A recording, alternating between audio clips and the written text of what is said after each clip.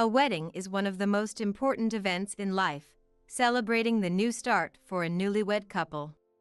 And today, my husband and I were attending my sister-in-law's wedding. Truth be told, I didn't really want to go, but I ended up going anyway. However, as the reception progressed and dishes were served one after another, I was somehow presented with a kid's meal. In contrast, everyone else seemed to be enjoying upscale French cuisine. I was asking the staff about this mix-up when my mother-in-law approached me with a sly smile. "Are you enjoying the wedding?" she said, looking down on me. Before I could respond, my husband spoke up. "My name is Olivia. I just turned 32 and I run my own original apparel company. I'm married to William, who's 2 years older than me. We got married 3 years ago after meeting at a department store. Most of my company's products are sold in apparel shops in department stores. And my husband worked as a security guard at one of those stores. Among the generally older security guards, he stood out to me as he was younger. I was 27 at the time, and he was 29. He was muscular but still looked slender. I learned after we got married that he used to be a firefighter, but retired early due to a lung injury sustained in a fire. We met every time I went to pitch my products at the employee entrance, and he eventually asked me out to dinner. I was single then, and one thing led to another, leading to our relationship. And we got married 2 years later. Life with my husband is joyful. We hardly ever argue. However, the challenge is that we're both busy with work and have little time together. But I have no complaints, except for one issue with his family. He has an older sister, Sarah, who's 35. And this Sarah was quite troublesome. It all started on a day when my husband and I both managed to get the same day off using our paid time off. "Why don't we go shopping since we finally have a day off together?" "Sounds great. I've been wanting new shoes, so that's perfect." We rarely have the same days off due to my role as a business owner. I can't easily take time off, and it's my fault. As the owner, it's harder for me to take days off. Naturally, in a sense, I have the least priority taking days off. Plus, my daily tasks often keep me busy until the morning. As a result, I usually miss my husband when he leaves for work in the morning. But when we were finally set for a date, our doorbell suddenly rang at 7 a.m. Who could it be at this time? My husband grumbled as he went to answer the door. Then, "Hurry up and open up!" someone was yelling. "Sis?" he exclaimed, and I followed him to the door. When we opened it, there stood my sister-in-law, Sarah, with a suitcase. "Sarah! What brings you here at this hour?" We were completely baffled. Then, with a nonchalant expression, she said, "Let me stay here for a while, okay?" "Excuse me? What do you mean, sis?" Naturally, we were perplexed. She just showed up out of the blue, asking to stay as if it was the most natural thing. And so we asked, "Why? What's going on? You didn't even tell us you were coming." "Well, I'm getting married soon, and the venue is close to your home. It's a hassle to come all the way here for venue inspections and dress fittings. Then I remembered you both lived around here," she said and started to barge in. I immediately objected. "Wait. We finally have a day off together, and we were about to go out." Hearing this, Sarah's face suddenly brightened. And then, "Oh yeah? Where to? Shopping?" she said, getting excited. My husband and I exchanged a look. Don't tell me you're planning to come with us?" I asked hesitantly. "Why not? Is there a problem?" she retorted defiantly. At her audacity, my husband and I were dumbfounded. Then she added, "I want to go look at baby stuff. I want to make sure I'm ready for the baby." She seemed all set to tag along, taking the lead while we stood frozen at the entrance. "Come on, let's get ready. We'll leave by 9 a.m. How are we going? By car?" My husband's face darkened at her self-centered attitude.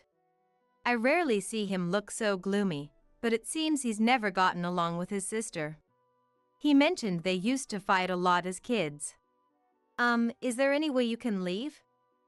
William and I just want to enjoy our day off together. Sarah glared at me and snapped. What? You want to exclude me? Wait, you're from a single mother family, right? Yes, I am. So what? Ugh, figures. I've known some people from single mother families, and they lack empathy. They always look down on others. Her words were ironic, as she was looking down on me while saying that. She just claimed that single mother families produce judgmental people, and was she not doing exactly that? Unlike me, she had both parents. Her whole perspective was a baseless stereotype, and it infuriated me. That's prejudice. I'm not like that. And look, even William is uncomfortable. I looked at my husband, and he was glaring at his sister. What's up, William? You got something to say to your own sister? She taunted him. Of course I do. Please, just go home. My husband's tone was firm. Fine, but don't come crying to me later. Especially you, Olivia. I wondered why she singled me out. Thanks for the warning. I replied nonchalantly. With that, she left without another word. After successfully getting rid of her, we had breakfast and went to the nearby mall. But the unlucky start to our day seemed to continue. After shopping, we decided to rest on a bench. Then, we unexpectedly ran into Sarah again. Look who it is. The same too. Guess we ended up at the same place. Sis. My husband muttered, then heard someone calling her name. It was a familiar voice. It was my MIL. Sarah. Let's go see those luxury bags over there. Approaching us, his mother noticed us too. William and Olivia? You too, Mom. He sighed, sounding exhausted. I felt the same way. Dealing with his sister was hard enough, but his mother made it worse. Why? Because she's simply unpleasant. And she quickly showed it. Is that bag from Infinity Tread Shoes? She pointed at the shoe store bag my husband was holding. Yeah, it is. She and his sister exchanged looks and laughed. Since when do you wear such cheap shoes? Look at ours, matching luxury brand shoes. William, choosing the wrong partner brings misfortune. Their contemptuous gaze was mostly directed at me.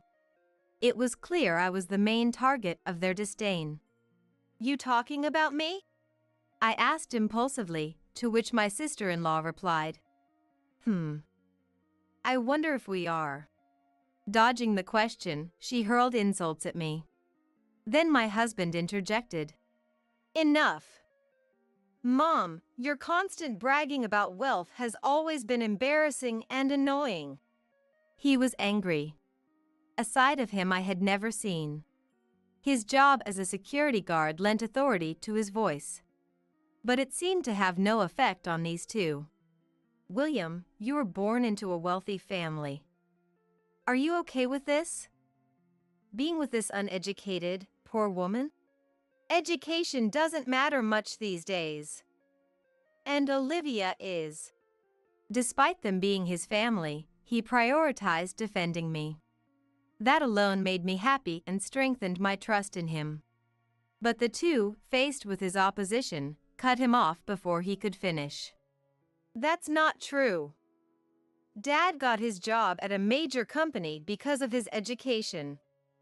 He's even the vice president now and will soon be president.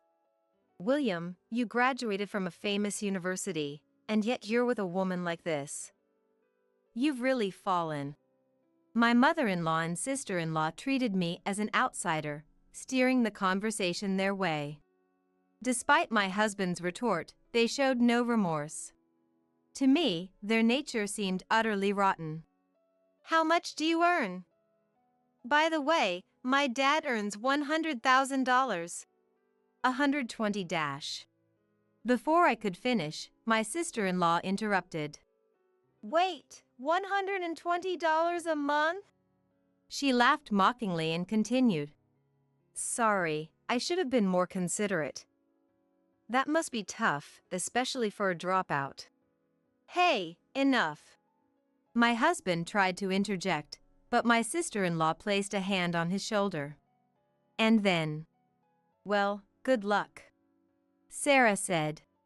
My husband was visibly angry. I felt a surge of hatred inside me.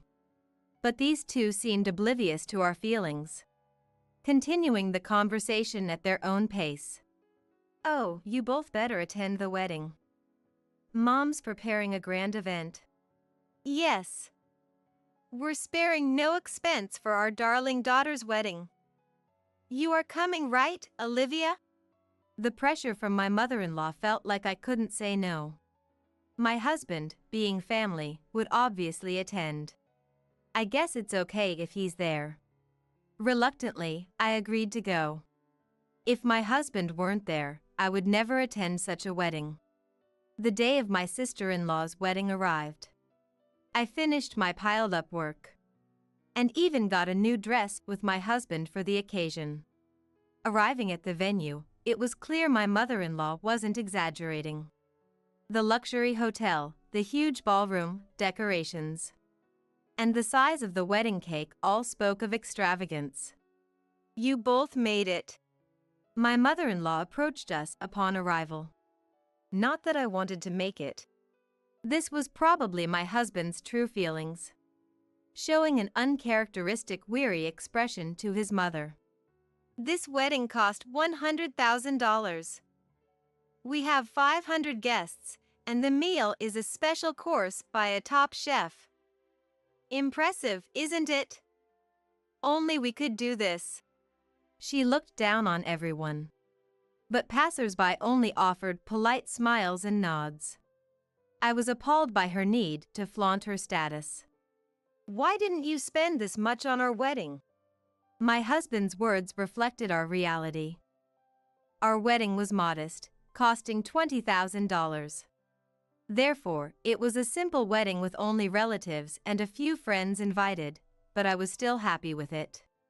I was content, but in terms of treatment, it was indeed unfair. After all, my husband is her blood-related son. What are you saying? Sarah's fiancé Alex will soon work directly under Dad. Directly? Of course, when Dad becomes president. He'll be groomed to be a key player in the company. It's only natural we welcome him appropriately. Saying this, my mother-in-law laughed proudly. While we were talking, my father-in-law joined us. Emily, it's almost time for Sarah and Alex to make their appearance. Aren't you going to take pictures in the front row? It felt like he was putting an end to our conversation, but it seemed he too was at odds with us. After speaking to my mother-in-law, he turned to us and said, "It's been a while, Olivia. You should feel honored just to be invited to such a lavish wedding. You'll probably never experience anything like this again in your life." Unlike my mother-in-law, he spoke calmly, but his words were laced with condescension. My husband couldn't help but retort, "Why do you have to say it like that, Dad?" My father-in-law replied with a cold expression, "Don't get me wrong. I never approved of your marriage. Remember the conditions I set?" My husband glanced at me briefly before looking away. What? I had never heard what was about to be revealed. The fact that our marriage was never approved by him was new to me. Turning away from me, my husband spoke weakly. Graduate from a famous university. Earn over $100,000 a year. That's right. You remember well. And Olivia? Turning his gaze briefly to me and then back to my husband, he continued. Olivia did drop out, but it doesn't matter. She's making money. Before my husband could finish, my mother-in-law interrupted him, shouting, Daniel! Look, Sarah has finished changing into her second dress. She shouted loudly towards us. If it weren't for the fact that this was her daughter's wedding, such behavior would surely have warranted complaints for being disruptive. Others glanced at her, forcing smiles. Called by my mother-in-law, my father-in-law said, We'll talk about this later. And left the scene. My husband murmured, Olivia is much more amazing than you think, Dad. As he watched his father leave. I felt comforted knowing he thought so. No matter what, he was on my side. That truth alone lifted my spirits more than anything. When the bride and groom appeared, the hall erupted in applause. The feast began with my sister-in-law's announcement. We have a special course prepared by a top chef today. Please enjoy it. After her words, the waitstaff began serving the food. However, my mother-in-law and a server were arguing close by. Are you sure about this? Yes, just do it. I understand. The server left, looking uncomfortable. Which I soon realized was the preparation for a prank on me. With the large number of guests, serving the food took time. And when my meal finally arrived, I was taken aback. Huh? In front of me was a kid's meal. I immediately asked the server. Excuse me, but there must be a mix-up. I questioned calmly, despite thinking such a mistake was unusual. The server looked at me uncomfortably. The same one who had spoken with my mother-in-law earlier. Can you replace it, please? I added, as the server remained silent. Finally, he spoke. This isn't a mistake. I was instructed to serve you the kids' meal. What? My voice of surprise made my husband join the conversation. What's wrong, Olivia? Why a kids' meal? He too was surprised to see my meal. Why is my meal different from everyone else's? It was more embarrassing than shocking. People around started to stare at me. Why do you have a kids' meal? I don't know either. Then my mother-in-law approached, laughing. How is your meal? Perfect for a dropout from a single-parent home, right? If you don't like it, you can leave. My mother-in-law was unilaterally spouting whatever she wanted to say. I was reaching my limit of patience. No matter how much I disliked my sister-in-law, I couldn't ruin someone else's wedding. I had been holding back because of that, but if the mother-in-law, who was orchestrating the wedding, was causing the disruption, there was no need for me to keep holding back. Just when I thought this, my husband spoke up first. Seriously, what are you doing? Aren't you embarrassed by this childish behavior? His tone was calm but filled with anger. His eyes weren't smiling. I had never seen such a cold expression from him. As if he was looking down on an inferior creature. What? Childish? What are you talking about? My mother-in-law feigned ignorance. But my husband didn't let her get away with it. This. Everything. Why serve a kid's menu to an adult? It's obvious Olivia wouldn't order such a thing. Then my mother-in-law retorted, her face turning red. Marrying a poor woman and you dare to talk back to us. You've become a mere commoner since you married her, away from our elite path. What a terrible way to speak. Though the notion that wealthier people are superior exists everywhere, my mother-in-law seemed to exceed that by far.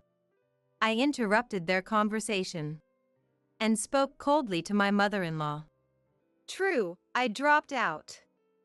That's because my parents passed away before I could finish middle school. But now, I'm the president of a company. President? I bet it's nothing significant. My mother-in-law's momentum was unrelenting. Seeing this, I sighed. I didn't want to do this because it's so childish. I muttered meaningfully, prompting a curious look from my mother-in-law. What exactly do you do? She spoke arrogantly, thinking she was in a superior position. It was disgusting to see such an attitude. Daniel's company is Solar Burst Innovations, right? Yes, that's right. And he'll be the next president. Is that so? By the way, the current president, Morgan, is a major client of my company. The socks distributed in your company every month are commissioned directly to my company by Morgan himself. What? My mother-in-law was momentarily lost for words. The socks I mentioned, developed by my company, were exceptional for their comfort even after long hours of wear. Originally, the technology was used for t-shirts but was expanded to all clothing types. Everything Morgan wore was from our company. I was the one who suggested him to try our socks for his entire company. Then he told me that he would provide our socks to his employees. Since then, our relationship with him has been close, professionally. As mentioned, everything he wore was made by our company. That means even if you boast about your husband becoming the next president, if I report to Morgan about you, that might just remain a dream. As I said this, my mother-in-law's face turned pale as if her fever had broken. You know him, the president of my husband's company? Did you know? Morgan didn't go to high school either. What? He's one of those uneducated people you despise. Shall I convey your words about the importance of education to him, exactly as you said them to me? When I said that, my mother-in-law pleaded. Please, no. Don't do that. Her demeanor completely weakened. People like her crumble easily when they realize their power is threatened. As my father-in-law rushed over, I repeated the same to him. Daniel, I'll advise Morgan not to make you the president. Please, don't do that. If that happens, does your pride not allow it? My onslaught was relentless. I was surprisingly calm while confronting both of them. As I stood up to my in-laws, the surrounding crowd became noisy. Of course they did. Trouble had started just as the meal began, and only our table's progress had stopped. Sensing the commotion, my sister-in-law approached our table. What's all this fuss about? Unaware of the situation, I bluntly told her. Sarah, by the way, I make over $120,000 a year. My business is stable, thanks to that. I didn't tell you the other day because you interrupted our conversation. Upon hearing this, my sister-in-law's face contorted. She stood frozen, gripping the hem of her dress. After I fought back, the entire in-law family looked as if their souls had been sucked out in an instant. So, everything we've been doing to you is… Yes, just harassment towards me. And self-destructive acts that undermine Daniel's position. As I declared this, my mother-in-law suddenly changed her attitude and knelt on the floor. She clasped her hands together. I'm sorry. Please, I beg you, forgive me. Seeing her, I wondered if she had any pride left at all. Her readiness to get on the floor so easily seemed almost refreshing. But it still wasn't a reason for me to forgive them. No, I won't. You've judged and insulted people based on their appearances. You should face the consequences. Please! We've almost used up our savings for this wedding. If I don't become president and get a higher salary, we'll struggle financially. My father-in-law got on the floor, following my mother-in-law's example. My sister-in-law watched with a powerless expression, and then asked weakly, Dad, you're out of money? Yes. I used all I had for this wedding as a gift to you too. What about our honeymoon funds? Alex's promotion? Her voice trembled. But she was only lamenting her worsened position, disliking being brought down from her pedestal. It was all about her own convenience. She wasn't trying to solve anything by herself, always depending on others. Wait, you boasted about being wealthy and were planning to go on your honeymoon using your parents' money? How shameful. What did you say? My sister-in-law retorted, but she had nothing more to say. To all three of them, I declared, real wealthy people and celebrities don't brag about themselves. In other words, you're all just fakes. Know your place. Oh. My harsh words completely disheartened them, and my husband murmured his admiration. After that, of course, the wedding was no longer feasible. And we suddenly had free time. We left the pitiful wedding venue of my sister-in-law. Later, I explained everything to Morgan. Got it. So, it wouldn't be fun for you if Daniel became president, right? To be frank, yes. Don't worry. I won't forgive Daniel for insulting you, nor will I make him president. Maybe I should transfer him to an overseas branch. Morgan laughed as he said this. A week later, my father-in-law rushed to us. Please! Convince Morgan to cancel the overseas transfer. His face was filled with desperation. Apparently, Morgan was seriously working to transfer my father-in-law to another branch. When I heard it was Brazil, a half-day flight away, I almost burst into laughter. In the end, Morgan didn't cancel the request, and my father-in-law, unable to go to Brazil, seemed to have resigned from the company. Additionally, there was a big commotion involving my sister-in-law's fiancé due to recent events. First, the wedding turned into a complete mess. Then, the promised position at my father-in-law's company fell through when he resigned. My sister-in-law's fiancé originally worked in Italy. He moved to America for the wedding, only to be caught up in this absurd drama.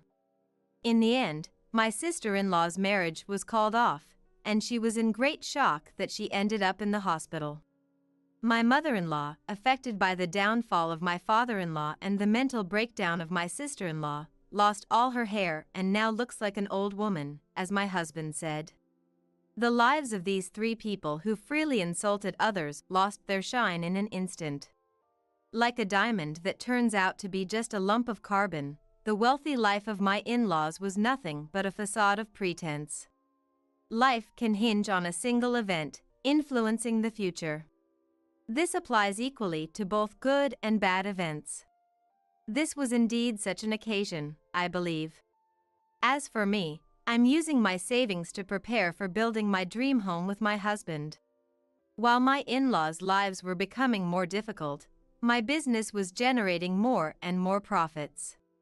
Moreover, perhaps due to things settling down, I had become pregnant. With financial stability and a growing family, we must seem like celebrities to my current in-laws. Still, I made a promise to myself to live happily with my husband and our future child, never becoming arrogant no matter what. It was one of those days when the overcast sky seemed to reflect my unsettled heart. I received a call from the police on my mobile phone. Yes, this is Mia. What? The news was grim. My husband Richard had been in a traffic accident and was rushed to the hospital, unconscious. I was at my part-time job, so I asked for permission to leave early and headed straight to the hospital. The drive there was nerve-wracking. Being rushed to the hospital was no small matter. My hands trembled uncontrollably, and I could feel my heart pounding louder and louder. Upon arrival, a relatively young-looking doctor briefed me. He said Richard's life wasn't in danger, but he had suffered a severe head injury and there might be lasting effects. A few minutes later, my daughter-in-law Lily and grandson Paul arrived. Lily was carrying a traveling bag in one hand and holding Paul's hand with the other. However, once in the hospital room, Paul unusually started to fuss. "Mom, I'm thirsty." "What?" but I don't have any drinks with me. Then buy me something. As Lily went to buy a drink, Paul slowly pulled an envelope out of his pocket. Grandpa gave me a letter to read. He said to read it in secret. For me? I opened it curiously to find a folded piece of stationery. Reading the words written in Richard's handwriting, I couldn't understand its meaning. However, it was clear he was trying to communicate something. Clutching onto a sliver of hope, I instinctively reached for Richard's wallet. I had to check its contents before Lily returned, my hands almost slipping in haste. Carefully yet swiftly, I opened his long wallet. My name is Mia. I'm a part-time working housewife, working about 5 days a week. Having been at the same job for about 7 years, I guess you could say I'm somewhat of a veteran there. The decision to start working part-time came after discussions about my husband's retirement. Richard, a teacher, had the option to retire at 65 or continue working as a part-time lecturer. If I become part-time, our income will decrease. We need to think about our retirement. Right. We should try to save a bit more. After that conversation, I started working at a nearby supermarket. By then, our son Christopher had already found a job, leaving just the two of us at home. After graduating, Christopher immediately began working for a company and started living alone in an apartment near the downtown area.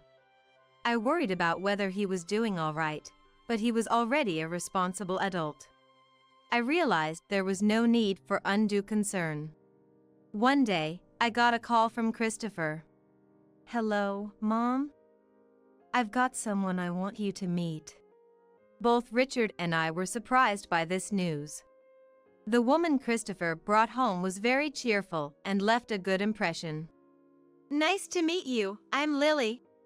Her smile was so bright, she could be mistaken for a celebrity, and she blushed as she made eye contact with Christopher. She was introduced to him by a coworker at his company, and they hit it off the day they met. I just knew she was the one the moment I met her. Come on, how many times are you going to say that? Watching the happy couple made us feel joyous too. We thought they could overcome anything that came their way. Richard and I celebrated their union. When it came time to decide where they would live after their wedding, Christopher said something unexpected. Actually, I was hoping we could live at home. Don't you want to rent a place of your own? Yeah, but Lily thought it would be nice to have support nearby, especially if she got pregnant. Lily had lost her own parents in an accident and had no one else to rely on. Indeed, pregnancy and childbirth can be daunting. Even someone as upbeat as Lily might have her own concerns. Understood. We'll make the spare room available for you. Thanks, Mom. With that, it became official that I'd take on the role of mother-in-law in a more meaningful way. I was worried about whether we'd get along, but Richard didn't seem concerned at all. Well, once the baby arrives, Christopher will probably find a new place and move out. He said nonchalantly, sipping his coffee and returning to his novel. I hope so. I shrugged in response. A few months into their stay, we learned Lily was pregnant, and we all rejoiced. Despite her morning sickness and emotional ups and downs, I was there for her throughout the pregnancy. The following year, Lily gave birth to a healthy boy. As a grandmother, I was overjoyed and moved by his arrival. They named him Paul. That's a good name. Richard smiled every day, watching his grandson, almost too busy to read his novels. For a while, I couldn't settle down either. Lily, still new to parenting, frequently asked for help. She needed help with diapers, feeding, and night cries, especially when Paul got sick. Lily, you're a mom now. You've got to manage on your own without relying on me. But I'm just unsure if I'm doing it right. You're doing great. Don't worry. Despite my encouragement, Lily had a hard time believing in herself. In the end, supporting Lily's parenting took longer than expected. As a result, I had to take more time off from my part-time job, eventually reducing my shifts to 3 days a week. A year after Paul was born, Lily seemed confident enough to manage on her own. "Mia, I can do it. I can manage by myself now." She said this with a smile, which became more frequent. Her smile deeply reassured me. Seasons changed a few times, and 4 years had passed. Before we knew it, both Richard and I had turned 60, and we even took photos to celebrate the occasion, which feels like just yesterday. Richard retired and started working as a part-time lecturer at the same school. Christopher seemed busy, always muttering something as he faced his laptop day after day. Peeking over, I saw complex pie charts and spreadsheets filled with numbers. "Don't overdo it, okay? Why not take a break and play with Paul?" "Yeah, I will once I finish this," he replied, somewhat distractedly, before returning his gaze to the screen. I sighed inwardly at this. Meanwhile, I found the right time to go back to working part-time 5 days a week. Going back to work as before, I felt like I could relax a bit more. Christopher and Lily didn't express any desires to move out. Lily didn't resume working and dedicated herself to household chores and childcare. Since Christopher was earning, they didn't seem to worry about living expenses. However, I was surprised when she asked to contribute a little to the living expenses. "Please, Mia. I'll continue to take care of the household and childcare as before. Isn't Christopher's income enough? We want to save for the kids' education and extracurricular activities in the future." But before I could say more, Richard chimed in. "Why not? Education costs a lot these days for kids." His perspective, coming from someone in education, held some weight. It's a wise decision on her part. "See, Richard agrees with me." It seemed she took Richard's approval as a green light. Reluctantly, I agreed to arrange for some living expenses. Paul started preschool, and it's been 2 weeks since his enrollment. The daily struggle of getting him to wear his shoes and stop crying had become routine, but Lily seemed to be having a hard time with him. "Come on, Paul. The bus is going to leave." "No, no, no. I want to play with Grandpa." "Grandpa has work today. He's not at home." "No. Paul, your teachers and toys at preschool are waiting for you." Lily and I used all kinds of tricks to cheer him up. That's how they would leave every day. But something bothered me. Sometimes Lily didn't come back home after dropping off Paul. The walk to the bus stop was only about 5 minutes, not far at all. Worried she might have gotten into trouble, I tried calling her, but there were times when my calls went unanswered. On such days, she would return home with Paul as if nothing happened, right on time. "Hey, where did you go during the day, Lily?" When I asked, she hesitated slightly before responding. "Oh, just running errands, shopping for household items, clothes, you know." "Seems like you were gone for quite some time though." "Just taking a little break." "Mom, let her have her breaks." Christopher intervened, perhaps feeling sorry for her. Indeed, a little break is necessary for someone balancing household and childcare duties. "Right. I'm sorry for sounding accusing." No one thought to distrust her for taking time off during the day. In fact, it was recognized as something she needed. However, my concerns about her weren't limited to just that. One evening, as I was relaxing in the living room, Lily came over to me. "Mia, I have a favor to ask." "What is it? You seem very formal." "I was wondering if we could increase the living expenses a bit more." I couldn't believe my ears. "Is the current amount not enough?" "Well, you know, with Paul going to preschool and me making friends with other moms, I get invited to lunch. Lily answered, visibly flustered. Can't you manage those outings with the money you already have? With prices going up and they disappear just buying Paul's diapers. Indeed, I had noticed the rising costs lately. I reluctantly agreed to increase the living expenses slightly. But that wasn't the end of the money requests. She kept finding reasons to ask for more. What are you spending all that money on? Well, I've been shopping online. She admitted to using Christopher's laptop for online shopping, buying things impulsively to relieve stress.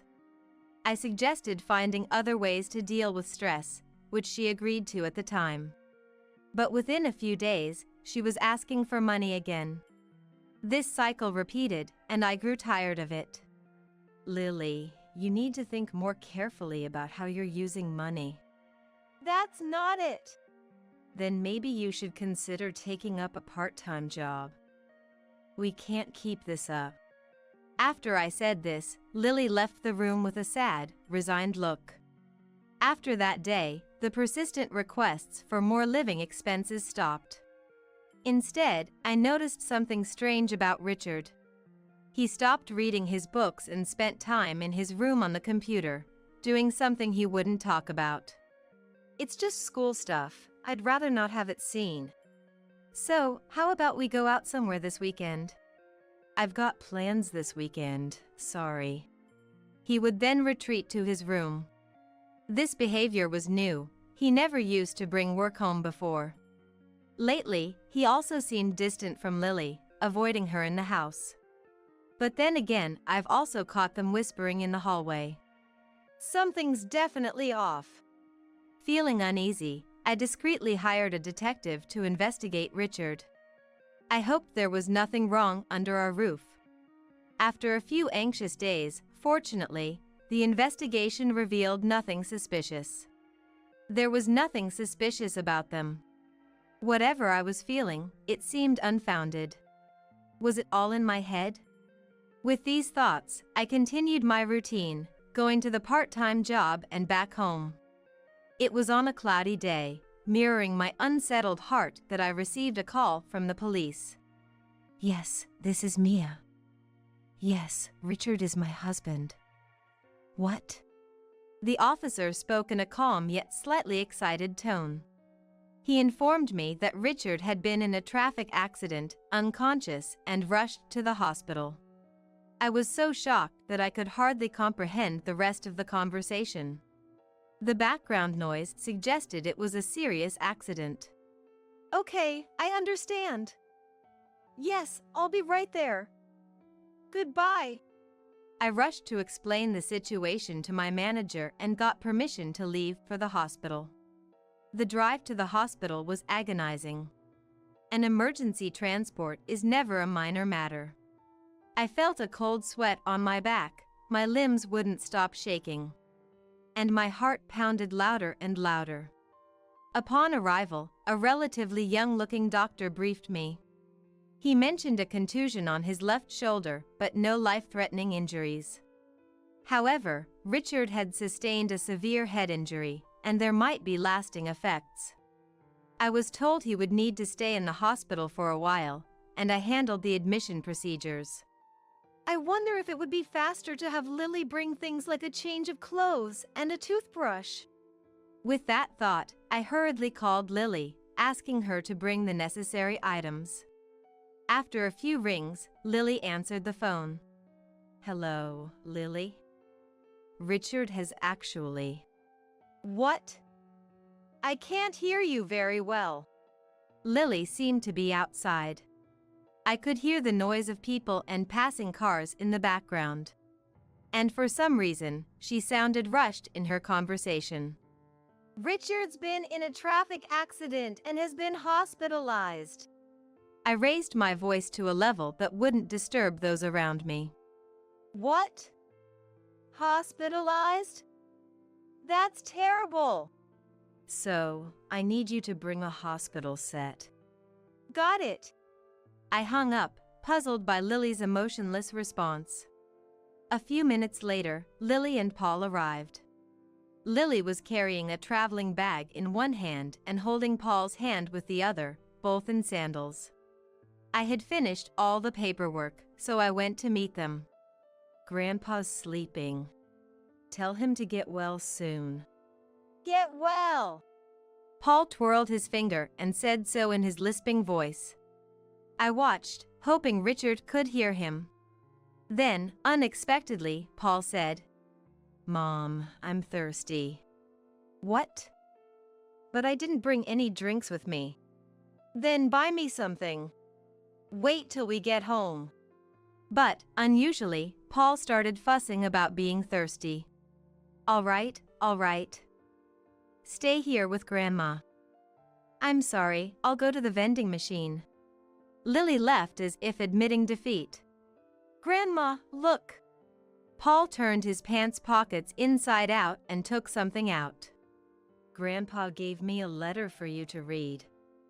He said to read it in secret." "For me?"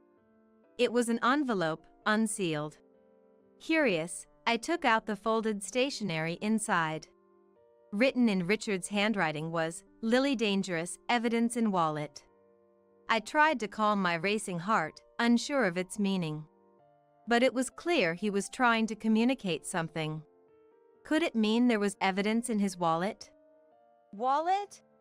We usually don't look through or show each other our wallets. Yet, there might be a clue here. Holding on to a sliver of hope, I instinctively reached for Richard's wallet. As I thought about checking its contents before Lily returned, my hands almost slipped in haste. Carefully, yet quickly, I opened his long wallet. Inside, there were some cash, receipts, a debit card. And, hidden among them, an SD card. Could this be what he meant? I picked up the SD card between my thumb and forefinger, lifting it to eye level. Just then, I heard Lily's footsteps returning. I quickly stashed the SD card in my jacket pocket and put Richard's wallet back. "Is this okay?" "I don't want it anymore." "What?" "But..." "Never mind that, let's go home. Christopher will be back soon." While soothing a disappointed Lily, we left the hospital room. That night, when the whole family was asleep, I turned on Richard's computer. I inserted the SD card to see what was on it. What could it be? Photos, videos, and some Word documents appeared on the screen. Photos? Videos? Richard wasn't the type to carry a camera or shoot videos. So, having photos and videos stored like this was unusual. Without hesitation, I clicked on them. To my shock, they were evidence of Lily's affair. I gasped and covered my mouth. Then, I opened the Word documents. I thought they might be Richard's diary, but they were different. They were Richard's own investigation into the affair, written like a diary. What on earth? I read through the documents, forgetting about the time. But I knew this needed to be resolved quickly. Later, I called Christopher and told him we needed to talk about Lily. "What's up, Mom?" "What about Lily?" He sat at the living room table, looking puzzled. I showed him the evidence Richard had given me and explained everything. Christopher was shocked and immediately called Lily. She came, looking sleepy after putting Paul to bed. "Lily, don't you have something to say to Christopher and me?" "What?" I laid out the photos and printed copies of Richard's diary on the table. "This is the evidence. You've been having an affair, haven't you?" The photos showed Lily intimately walking and chatting with a man who wasn't Christopher. "What is this?" "Pretending won't help. These photos were taken by a detective Richard hired." I spread them out one by one on the table. "And these are photos taken by Richard." They were from a day when he unusually said he had errands and didn't go out with me. That day, Richard had been following Lily. "I know who the other man is too." Richard figured it out. No way. The delivery guy who comes here often. You were doing all that online shopping just to see him. What a surprise. It's not what it looks like, Christopher, listen. It's not like that. Lily's voice trembled. Under the living room light, her face turned pale, desperately denying the affair. I've been perfect with the housework and childcare. I wouldn't do something like that. But I didn't believe her words. With all the evidence laid out, she was still trying to hide the truth. Lily, where were you when Richard had the accident? I was out shopping. Is that all? What are you implying? I'm starting to think you might have caused Richard's accident. She paused for a moment, but then spoke up. On what basis would you say that? I've read Richard's diary. You were confronted by Richard about the affair, weren't you? What? And at that time, you admitted to it. Not only that, but you also promised to stop if it was kept a secret from the family. Lily's eyes shifted.